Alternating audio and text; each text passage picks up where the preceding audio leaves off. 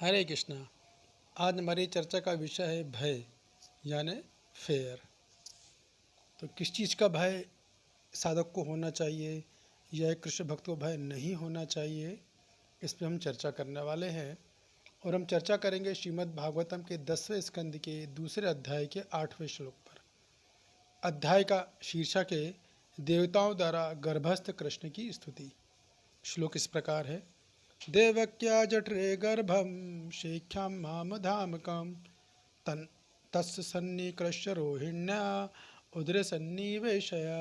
ओम अज्ञानातिमिरान्धस्य ज्ञानाञ्जनशलाकया चक्षुरुन्मीलितं येन तस्मै श्रीगुरुवे नमः। जय श्री कृष्ण चैतन्य प्रभु नित्यानंद श्री अद्वैत गदाधर शिवासादि गौर भक्तवृंद। हरे कृष्ण कृष्ण कृष्ण हरे हरे, हरे राम राम राम हरे हरे। अनुवाद शिल प्रभुपाद जी के द्वारा। शिल प्रभुपाद की जय। देवकी के गर्भ में संकर्षण या शेष नाम का मेरा अंश है। तुम उसे बिना किसी कठिनाई के रोहिणी के गर्भ में स्थानांतरित कर दो। तो ये कौन किसको बोल रहा है? ये भगवान योग माया को आदेश दे रहे हैं, क्योंकि अभी तक देवकी मैया जेल में हैं और उनके 6 बच्चे उत्पन्न हुए जो एक एक करके कृष्ण ने मार दिए हैं। और अभी 7वां बच्चा जो है वो देवकी माता के गर्भ में है। तो भगवान योग माया को आदेश दे रहे हैं कि आप क्या करो, देवकी जठरे गर्भम, देवक्या जठरे गर्भम, गर्भम यानी एम्ब्रॉयो या भ्रूण। तो क्या करो आप देवकी के गर्भ से क्या करो, सन्निवेशा। सन्निवेशा यानी ट्रांसफ़र, स्थानांतरण। किसको करना है? शेख्याम धाम माम काम, शेष को करो। शेष यानी अनंत शेष को करो। और अनंत शेष कौन है? माम धाम, मेरा धाम है वो करना। और स्थानांतरित कहाँ से कहाँ करना है? देवकी जठारे गर्भम टू रोहिण्या उदारे, माने देवकी के गर्भ से आप शेष जी को स्थानांतरित करो। कहाँ पर करो? रोहिण्या के उदर में, यानी रोहिण्य के गर्भ में स्थानांतरित करें। तो भगवान यहाँ पे योग माया को ये आदेश दे रहे हैं कि आप जो है देवकी का गर्भ, जो 7वां गर्भ है, उसको आप वहाँ से निकाल कर रोहिणी देवी, माता रोहिणी जो कि बलराम जी की वास्तविक माँ है, जो कि गोकुल में है अभी, आप वहाँ उनको ट्रांसफ़र कर दीजिए। तो ये बात भगवान इस श्लोक में योग माया को बोल रहे हैं। तो पहले हम कुछ आचार्यों की टिप्पणी लेंगे, एक दो आचार्य की, एक ही आचार्य की मोस्टली, क्योंकि समय इतना रहेगा नहीं। और हम फिर प्रभुपाद जी के जो तात्पर्य है उस पर आलोचना करेंगे। तो जो हमारी परंपरा के आचार्य श्री विश्वनाथ चक्रवर्ती पाद, वो ये बोलते हैं कि आखिर ये सब हो क्या रहा है भाई। ये सब क्या चल रहा है कि पहले देवकी घर में 6 बच्चे आए, एक एक करके सब बच्चों ने सारे बच्चों को मार दिया। फिर 7वें बच्चा बलराम जी के रूप में आया। और ये भगवान स्वयं बोल रहे हैं कि आप क्या करो, इस बच्चे को वहाँ से निकाल कर, माना देवकी के गर्भ से निकाल कर रोहिणी के गर्भ में स्थानांतरित करो। तो ये सब क्या चल रहा है? ये सब क्यों हो रहा है ऐसा? तो इसका कारण ये बताया जा रहा है, विश्वनाथ चक्रवर्ती पाद बताते हैं कि ये सब एक भक्ति की, इसे संस्कृत में बोलते हैं भक्ति परिपाटी प्रदर्शनियाँ हैं। यानी भक्ति का परिपाटी का प्रदर्शन किया जा रहा है, या अंग्रेजी में कहें तो सीक्वेंस ऑफ भक्ति। यानी एक भक्त भक्ति में किस तरह से प्रगति करता है, वो पथ, वो रास्ता इस पूरे एपिसोड के माध्यम से दिखाया जा रहा है। ये किस तरह के घर के 6 बच्चे मारे जा रहे हैं, फिर बलराम जी को ट्रांसफ़र किया जा रहा है, फिर भगवान स्वयं 8वें गर्भ के रूप में आने वाले हैं। तो सबके पीछे एक मैसेज, एक संदेश दिया जा रहा है, क्योंकि बहुत गंभीर संदेश है हर उस साधक के लिए जो गंभीरता से कृष्ण भक्ति के पथ पर चल रहा है, उसके लिए बहुत महत्वपूर्ण संदेश है। तो सबसे पहले तो वो बोलते हैं कि वो खुद ही प्रश्न करते हैं कि देखिए, आप भगवान बोल रहे हैं कि देवकी के गर्भ में से आपको बच्चों को स्थानांतरित करना है, 7वें गर्भ को, रोहिणी देवी के गर्भ में। तो पहले 6 बच्चे ऑलरेडी रोहिणी देवी देवी की माता के गर्भ में 6 बच्चे शरण ले चुके थे और 6 को 6 बच्चे मारे गए। तो सबसे पहले वो प्रश्न उठा रहे हैं कि ऐसा कैसे हो सकता है कि जो देवकी है वो कोई साधारण महिला नहीं है, वो है कौन? वो महाशक्ति है भगवान की, स्वयं योगमाया है, वो स्वरूप शक्ति है। तो जो कि खुद अपने आप में दिव्य है, ट्रांसीडेंटल है, तो ऐसा कैसे हो सकता है कि उनके गर्भ में जो 6 बच्चे थे वो तो मटेरियल थे, भौतिक थे वो। तो ऐसा कैसे हो सकता है कि देवकी माता जो कि एक ट्रांसेंडेंटल पर्सनालिटी है, एक स्पिरिचुअल पर्सनालिटी है, स्वयं भगवान की स्वरूप शक्ति है, उनके गर्भ में 6 भौतिक बच्चे कैसे आ गए? ये तो हो ही नहीं सकता है, ऐसा कैसे हो सकता है? तो उसका उत्तर खुद विश्वनाथ चक्रवर्तीपाद देते हैं और वो भगवद गीता का वर्ष कोट करके बोलते हैं, मया तदैतम सर्वे जगत व्यक्त मूर्तिना मस्थानि सर्वभूतानि न चाहम तेषु अवस्थिता न च मस्थानि भूतानि पश्य मे योगमेश्वरम भ्रतबन्न च भूतस्थो ममात्मा भूत भावना। तो मया तब सदम इद्वम जगत अव्यक्त मूर्तना, भगवान भगवद गीता में बोलते हैं कि हे अर्जुन, ये सारा जगत मुझ में है, ये सारे जगत जो है ये मेरे अंदर है और मैं भी इस जगत में हूँ। लेकिन फिर बोलते हैं नचा मस्थानी भूतानी, लेकिन मैं नहीं हूँ। तो सारा जगत मुझ में है, मैं सारे जगत में हूँ, लेकिन फ्री में इनसे अलग हूँ। अर्थात जगत मुझ में है लेकिन मैं इससे अलग हूँ, या मुझ में होकर ही मुझ में नहीं है। तो कोई भ्रमित हो सकता है, कोई नया व्यक्ति हो कि ऐसा कैसा हो रहा है। भगवान को एक बात कीजिए, या तो जगत आप में होगा तो आप भी जगत में होंगे, आप बोलते हो जगत आप में है और आप जगत से अलग भी हो, ऐसा कैसे? जैसे ईश्वरनिषद में बोलते हैं कि भगवान चलते भी हैं और नहीं भी चलते हैं। तो कोई बोलेगा अरे प्रभु जी कोई एक बात कीजिए ना, तो भगवान चलेंगे या नहीं चलेंगे? ऐसा कैसे हो सकता है कि चले भी नहीं भी चले? लेकिन ये हो सकता है। इसे बोलते हैं अचिंत भेदा भेद तत्व, चेतन महाप्रभु की फिलॉसफी है कि भगवान ब्राह्मण के रूप में नहीं चलते, लेकिन भगवान भगवान के रूप में, व्यक्ति के रूप में चलते हैं। तो उसी प्रकार जब भगवान इस श्लोक में बोल रहे हैं कि जगत मेरे में होकर भी मेरे में नहीं और मैं इनसे अलग हूँ, तो उसी प्रकार इसी चीज़ को वैसी देवकी माता हैं जो भगवान श्री कृष्ण की महाशक्ति हैं, स्वरूप शक्ति है। तो ये 6 बच्चे हालांकि भौतिक हैं, लेकिन वो 6 बच्चे देवकी माता के गर्भ में शरण लिए, उनमें उत्पन्न हुए, लेकिन फिर भी वो देवकी माता को टच नहीं किए वो, क्योंकि देवकी माता ट्रांसेंडेंटल है, दिव्य है, वही transcendental to matter, she is transcendental to matter. तो 6 बच्चों ने गर्भ में जन्म जरूर लिया, लेकिन देवकी माता को बच्चे टच नहीं किए, देवकी माता उनके संपर्क में नहीं आई।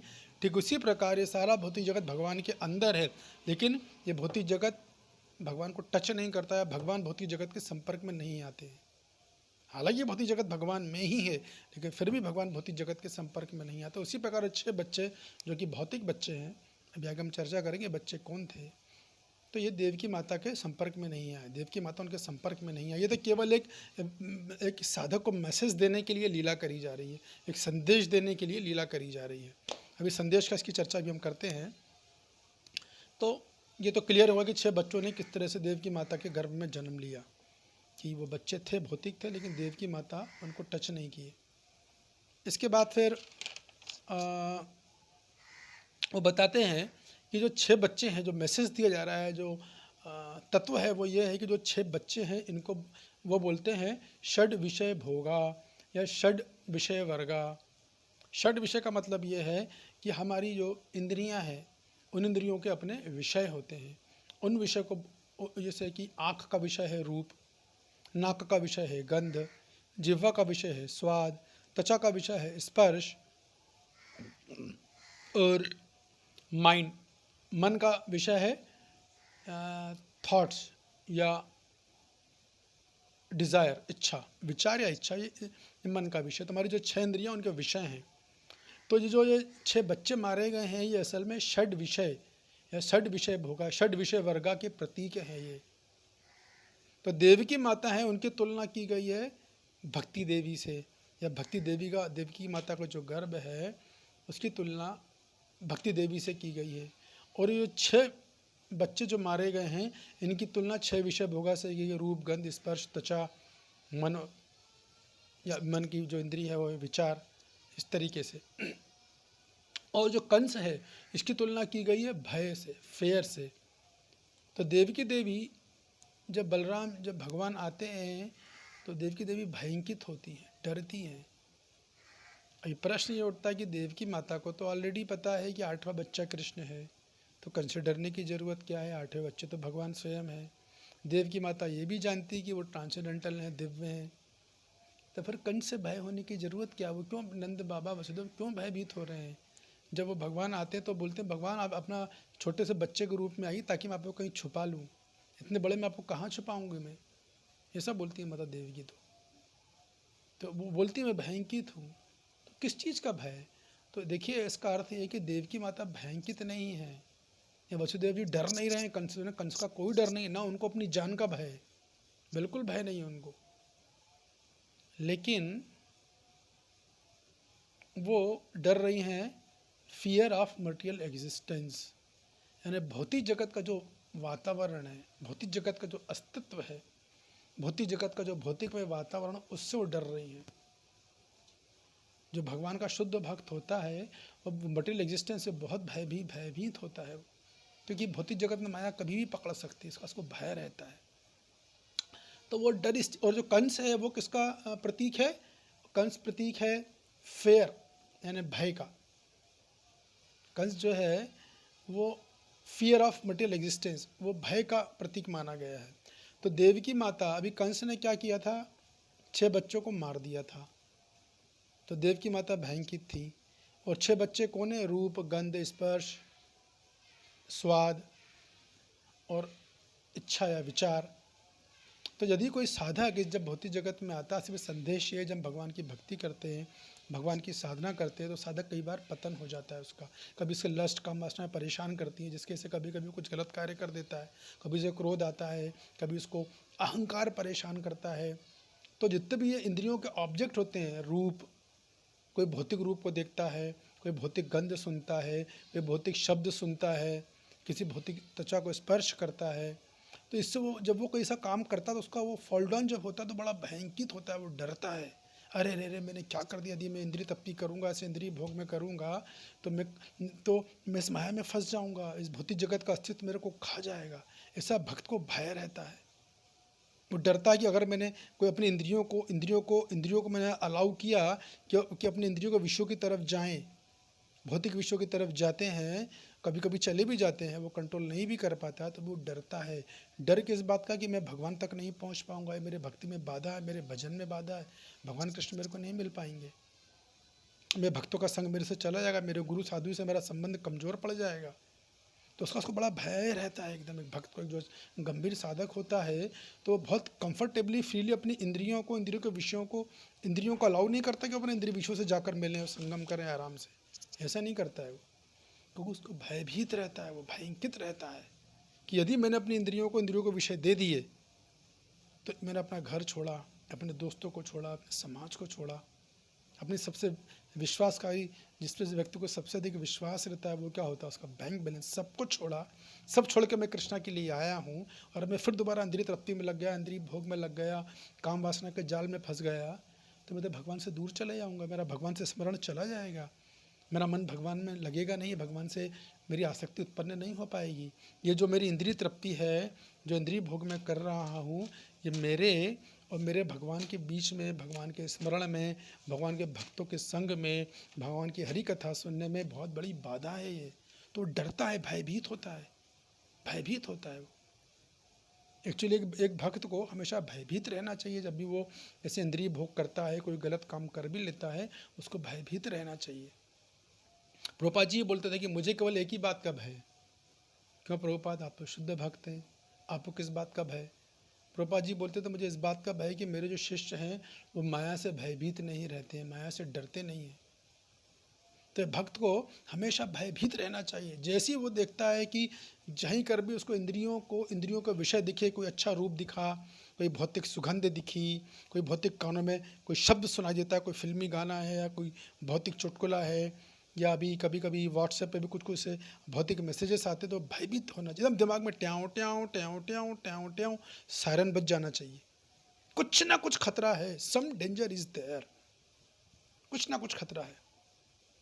तो जब भी एक भक्त होता है, गंभीर बाधक, जब भी वो कोई ऐसे भौतिक इंद्रिय विषय देखता है, रूप, गंध, स्वाद, स्पर्श, जैसे भौतिक विचार मन में आते हैं, इच्छा जागृत होती है, भौतिक इच्छा कुछ भोग करने की, तो भयभीत होना चाहिए, घबराना चाहिए। दिमाग की दीवारों में, चेतना में ट्याऊं ट्याऊं ट्याऊं ट्याऊं सायरन बजना चाहिए कि कुछ खतरा है। वापिस हरे कृष्णा कृष्ण कृष्णा हरे हरे, हरे राम राम राम हरे हरे, एकदम भगवान को स्मरण करना चाहिए, हरि नाम का जप बोलना चाहिए, भगवान से प्रार्थना करनी चाहिए, भगवान बचाइए, भयभीत हूँ मैं। तो एक भक्त को यदि ऐसा भय है तो ये भक्त बहुत अच्छा है। ये भक्त आचार्य विष्णु चक्रवर्ती पाद बोलते हैं, ये वांटेड है। This such a fair is desirable, such a fair is very much favourable. ऐसा भय, तो ऐसे भय का स्वागत है। क्यों स्वागत है? क्योंकि ऐसा भय क्या कर रहा है? ऐसा भय एक साधक को भगवान कृष्ण की तरफ तेजी से लेके जा रहा है, वो उसकी भक्ति में तेजी से प्रगति करा रहा है, उसको साधु से, गुरु से, वैष्णवजनों से, कृष्णा से तेजी से जोड़ के लेके जा रहा है। तो ऐसा भय स्वागत योग्य, ऐसा भक्त एक्चुअली हर ऐसा भय हर एक गंभीर साधक को होना चाहिए। तो जब भक्त होता है, जब भी कोई इंद्रिय तृप्ति कर लेता है, कोई गलत कार्य कर लेता है, तो मन में बड़ा शौकीन रहता है, शोक करता है, मैंने क्यों किया है, बहुत खतरे वाला, मेरे को नहीं करना चाहिए, ये मेरे भजन में सबसे बड़ी बाधा है, why I did it, I should not do it. तो जब वो बार बार ऐसा भयभीत होता है और शोक करता है, तो क्या होता है, ऐसा करके वो एक दिन बहुत जल्दी वो इंद्रिय भोग को छोड़ देता है। जो उसके मन में जो भौतिक इच्छाएं, जो काम वासनाएं हैं, जो स्त्री की इच्छा है भोग करने की, जो धन की पिपासा है वगैरह वगैरह, जो भी लोभ है, क्रोध है, वो सब एक करके धीरे धीरे छोड़ देता है, क्योंकि वो मन ही मन भयभीत रहता है उनसे कि गलत है ये मेरे मेरे भगवान के बीच में यदि कोई बाधा है तो सबसे बड़ी बाधा यही है, काम वासना है। तो बड़ा भयभीत रहना चाहिए एक साधक को। ऐसा आचार्य बोलते हैं, ऐसा यदि कोई साधक को भय है तो बहुत अच्छा है, भय रहना चाहिए, बहुत भय रहना, हमेशा भय रहना चाहिए। लेकिन जब हम यहाँ बात कर रहे हैं रूप गंध स्पर्श की, तो हम अपने वस्तु के लिए भयभीत रहना चाहिए, अपने लिए, खुद के लिए, कि मैं ऐसा कोई कार्य ना करूं जिससे मैं गुरु साधु, गुरु कृष्णा से मेरे को उनसे दूर जाना पड़े, मैं जो इतनी आसक्ति विकास करना चाह रहा हूँ, उस आसक्ति में कोई बाधा बने। तो भयभीत रहना चाहिए। भय से वो उन बुरी आदतों को बहुत जल्दी छोड़ देगा, जो बुरे विचार मन में है वो धीरे धीरे छूट जाएंगे भगवान की कृपा से। तो ऐसा भय जो है बड़ा स्वागत योग्य, ऐसा भय एक साधक को होना चाहिए, जरूरी है ये। और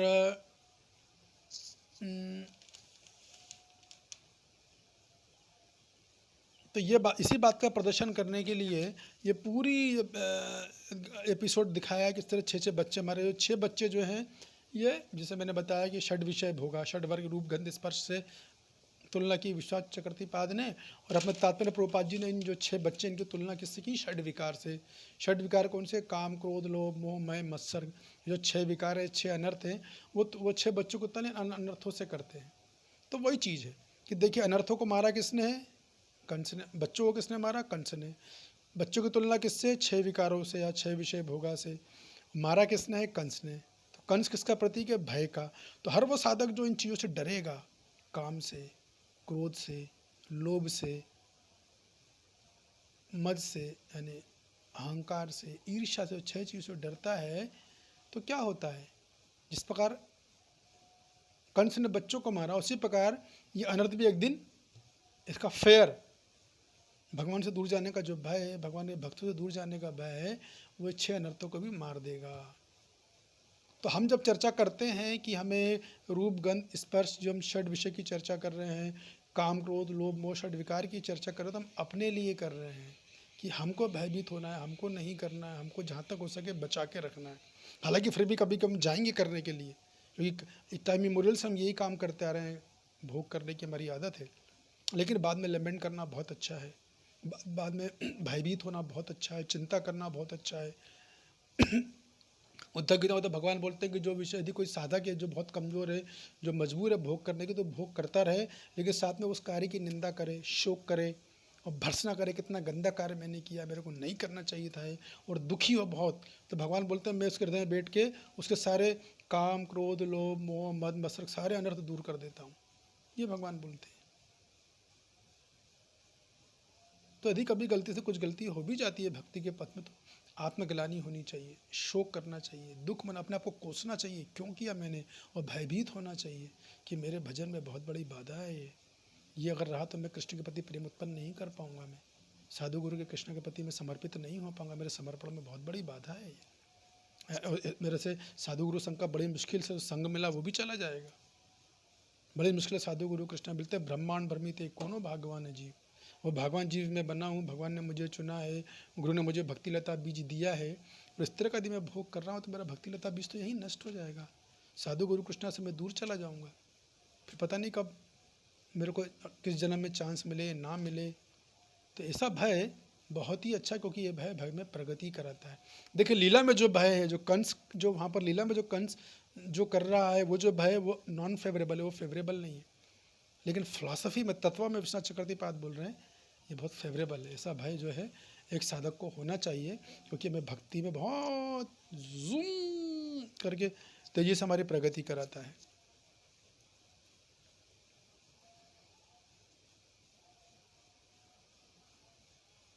तो इस तरह से जो है ये विषय बहुत ही अच्छी एक एनालॉजी विश्वनाथ चक्रवर्ती पाद ने दी है। और वो ये भी बोलते हैं अपनी कमेंट्री में कि एक पॉइंट और भी बोलते हैं कि वो बोलते हैं कि ये जो 6 बच्चे थे, ये किसके, ये 6 जो गर्भ थे, ये विभूत नहीं, मैं भूल रहा हूँ क्या थे, ये मरीचि के पुत्र थे। मरीचि कौन है? ब्रह्मा जी के पुत्र। कहाँ से पैदा हुए थे? ब्रह्मा जी के मन से उनका पुत्र पैदा हुआ जिसका नाम था मरीचि, और उनके 6 पुत्र थे। तो वो तुलना कर रहे हैं कि ये जो 6 हैं, जो 6 पुत्र, इनकी तुलना कर रहे हैं षड विषय भोगा से, रूप गंध स्पर्श, या षड विकार से प्रभुपाद जी कर रहे हैं, काम क्रोध लोभ में। और जो मन है वो क्या है? इन सब का पिताजी तो मन ही है, बॉस तो मन ही है। तो वो ये कह रहे हैं कि मान लीजिए आचार्य बोलता है आप मन को नियंत्रित कर लेते हैं, मन को कंट्रोल कर लेते हैं, भक्ति के माध्यम से, साधु गुरु के माध्यम से कृष्ण की भक्ति करते हैं तो मन कंट्रोल होता है। तो आपकी ये 6 इंद्रियों के विषय हैं ये भी छूट जाएंगे, फिर आपकी भोग की प्रवृत्ति पूरी तरह समाप्त हो जाएगी। और तब फिर 7वें बच्चे की तुलना किससे की गई है? बलराम जी से। बलराम जी की तुलना की गई है कृष्ण प्रेम से, कि जब तक हमारे हृदय में अनर्थ हैं तब तक कृष्ण प्रेम प्राप्त नहीं हो सकता। अगर हम ये सोच रहे हैं कि हमारे अंदर खूब सारे अनर्थ हैं, मैं भोग भी करता हूँ, भक्ति भी करता हूँ, आराम से भगवत धाम चले जाऊँगा। कभी कभी भक्त ऐसा सोचते हैं, प्रभु जी मुझे वैकुंठ जाना है, तो साथ में भोग भी खूब कर रहे हैं, निश्चल भोग कर रहे हैं। तो भोग कर लिया, गलती से नहीं करना चाहिए, कर भी लिया है तो दुख हो, पछतावा हो, शोक हो, तो जो भय रहेगा तो साधक छोड़ देगा। तो जो 6 बच्चों की, जो मरीचि की तुलना मन से की गई, यदि ब्रह्मा जी का पुत्र मरीचि था, इसी प्रकार दिया मन को भगवान की सेवा में लगा दें अगर साधु गुरु के मार्गदर्शन में, तो ये 6 जो बच्चे हैं, काम क्रोध लोभ मोह मद मत्सर्ग, रूप गंध स्पर्श त्वचा, ये सब समाप्त हो जाएगा। देखिए भक्ति में सबसे बड़ी बाधा अनर्थ निवृत्ति ही है। कोई सोचे कि मैं अनर्थ निवृत्ति किए बिना कृष्ण प्रेम प्राप्त कर लूँ, वो संभव नहीं है। हर व्यक्ति को अनर्थ निवृत्ति के पेनफुल प्रोसेस से गुजरना ही होगा। एक गंभीर साधक का एक कर्तव्य है कि भक्ति करते समय उसको अनर्थ निवृत्ति का जो प्रक्रिया वो कभी कभी थोड़ी पीड़ादायक होती है। कभी गुरु बहुत डांटते हैं, कभी इग्नोर करते हैं, या कभी कई बार काम वासना के साधक गिरता है, फिर खड़ा होता है, फिर गिरता है, फिर लड़ता है, स्ट्रगल चलती है, बहुत fourth and back and fourth होता है। ये तब भी लगातार करते रहें, आगे बढ़ते रहें, भयभीत रहें, कोसे अपने आप को, क्यों किया मैंने, नहीं करना चाहिए, मैं भक्ति के लायक नहीं हूँ, ऐसा अपने आप को बोलना चाहिए। इसका मतलब ये नहीं कि भक्ति छोड़ दे, नहीं, भक्ति तो तब भी करनी ही है, क्योंकि जब आप ग्लानि करते हैं, शोक करते हैं, तो फिर भक्त छोड़ देता है। देखिए 2 चीज़ें हैं, 2 व्यक्ति हैं, एक लगातार भोग कर रहा है अपनी इंद्रिय तृप्ति के लिए, काम क्रोध लोभ मोह मय मत्सर्ग कर रहा है, भौतिक रूप देख रहा है, भौतिक शब्द सुन रहा है, भौतिक भोजन कर रहा है, भौतिक स्पर्श कर रहा है, मन में भौतिक विचार हैं। दूसरा भी यही कर रहा है, दोनों कर रहे हैं, दोनों भोगों में लगे हुए हैं। लेकिन एक बिल्कुल निर्भय है, बिल्कुल चिंता ही नहीं है उसको, चलता है, मस्त है लाइफ।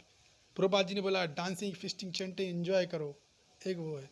दूसरा कि वो भोग कर तो लेता है कभी कभी, लेकिन डरता है वो, उफ मेरी भक्ति में बाधा है, मैं साधु गुरु कृष्ण की तरफ नहीं पहुंच पाऊंगा, कृष्ण प्रेम प्राप्त नहीं कर पाऊंगा, मैं मनुष्य जीवन के लक्ष्य से भटक जाऊंगा, बड़ी मुश्किल से मनुष्य जीवन मिला है, फिर पता नहीं 84 लाख में फिर भटकना पड़ेगा। तो जो भयभीत है तो कौन छोड़ेगा? दोनों भोग कर रहे हैं, एक भयभीत नहीं है लेकिन एक भयभीत है, तो कौन छोड़ेगा? भयभीत वाला छोड़ देगा, क्योंकि उसको भय है। वो भय ही उसकी बुरी आदतों को छुड़वाएगा, उसी काम वासना और किसी भोग की प्रवृत्ति को वो छुड़वा देगा। ये आचार्यगण बोल रहे हैं। तो बहुत सुंदर अच्छा डीप फिलॉसफी दी इन्होंने, काफ़ी प्रभावित थी, मुझे काफ़ी अच्छी लगी, इसलिए मैंने कहा थोड़ी इसकी चर्चा हम कर लेते हैं। बाकी फिर तात्पर्य प्रभुपाद जी बोलते हैं कि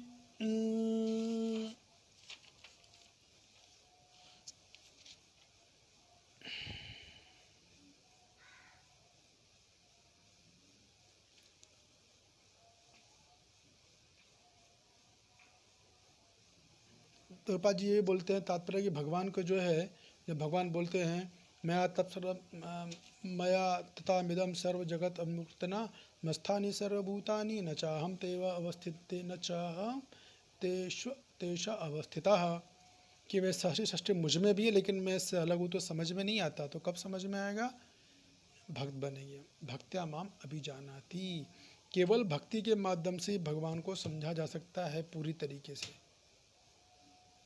न ज्ञान के माध्यम से न योग के माध्यम से।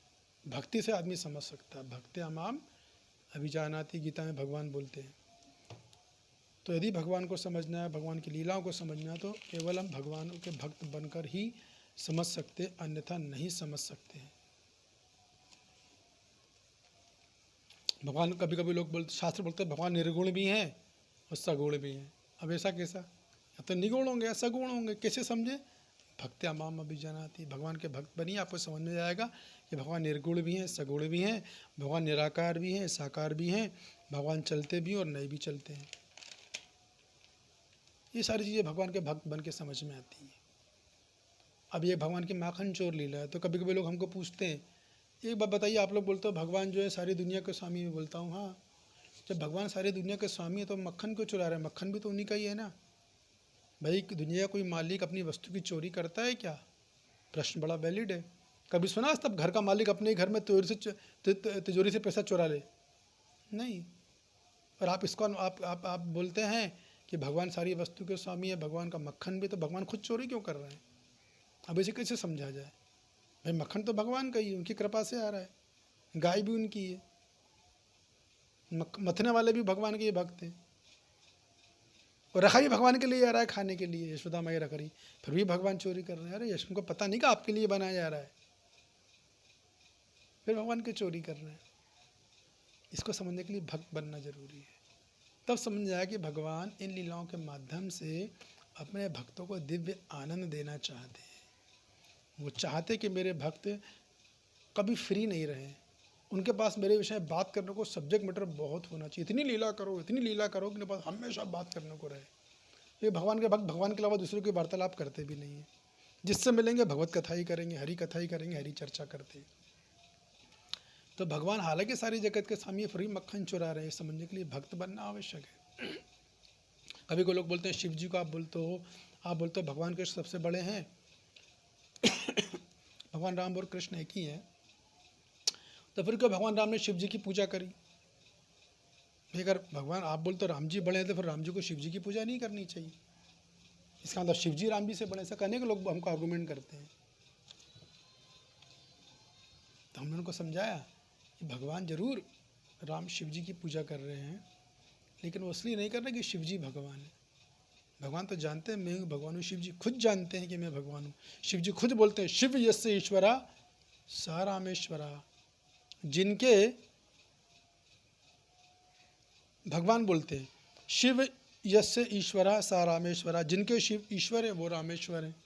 तो शिव जी ने अब सुना तो बोले नहीं नहीं नहीं नहीं नहीं, वो खुद आए और बोले राम यस्य ईश्वरा सा रामेश्वरा, जिनके राम ईश्वर हैं वो रामेश्वर हैं।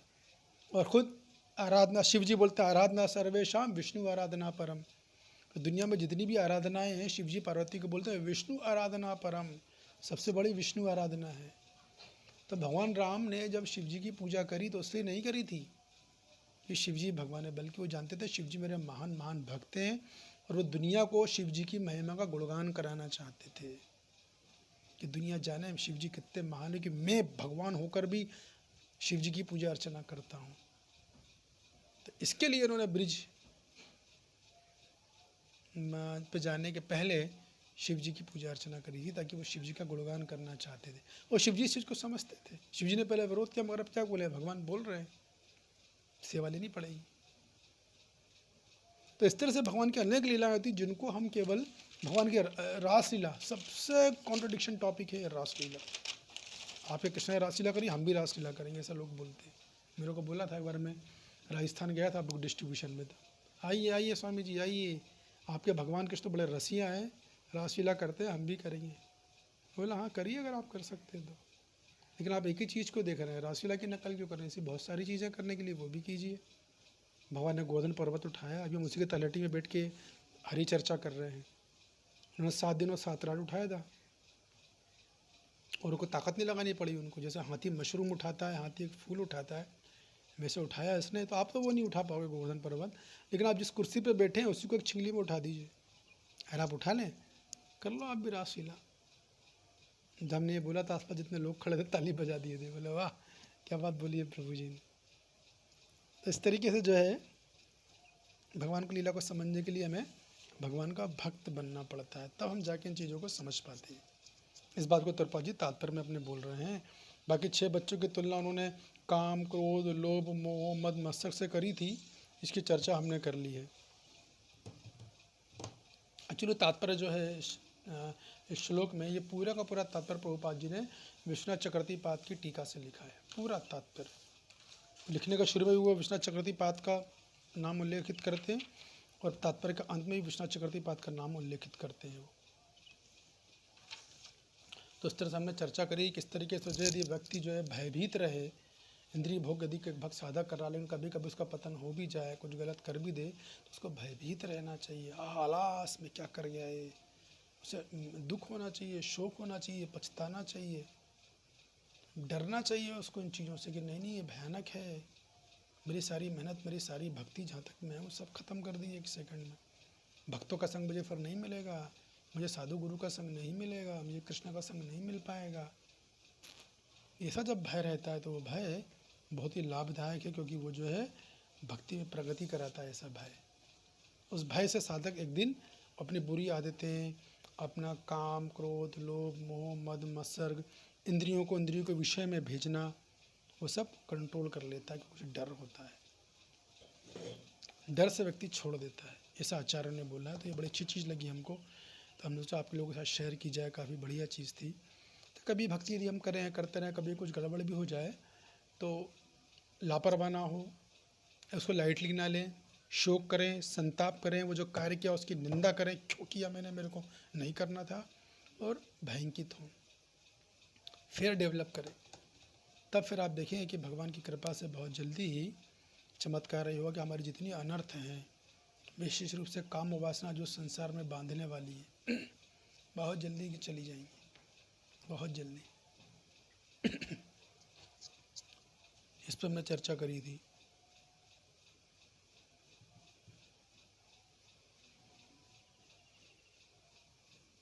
Just second.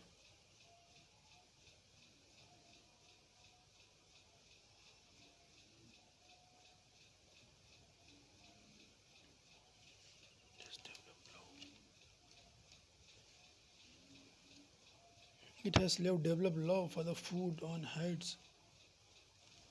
If he has developed love.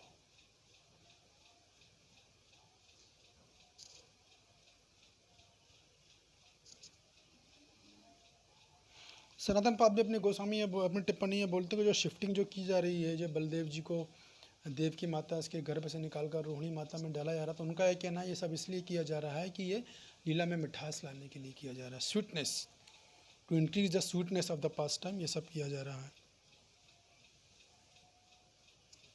जीव गोसाई बोलते हैं सब इसलिए किया जा रहा है शिफ्टिंग, क्योंकि जो अनंत शेष है, जो बलराम जी है, वो कौन है, वो रोहिणी उनकी माता है, इसलिए उनके पास भेजा रहा। उनका तर्क था ये। तो इस समय 2-3 आचार्यों की क्षति में चर्चा कर ली कि किस तरह से हमको यदि भक्ति में हम करते हैं और कभी हम गलत चीज़ें कर भी देते हैं, तो हमको शोक करें, संताप करें, उस किरार को कोसें और भयभीत रहें, बहुत तेज़ी से प्रगति करेंगे। हरे कृष्णा कृष्ण कृष्ण हरे हरे, हरे राम राम राम हरे हरे।